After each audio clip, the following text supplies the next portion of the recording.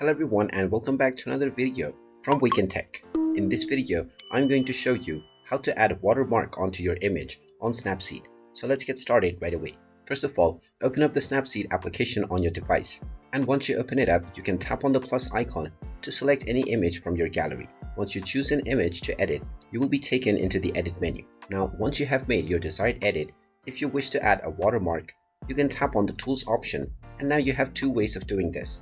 You can either create your own watermark from within the app by using the text feature, or you can also upload your own watermark if you already have one.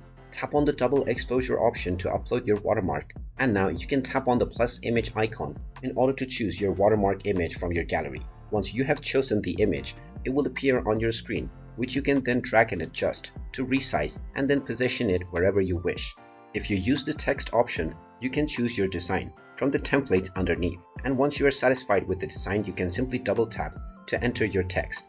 After entering your text, you can drag and adjust the watermark and set it to your desired position. After setting your position, tap on the tick mark at the bottom right corner, and now you can tap on the export button to export your image with your watermark that you have just set up.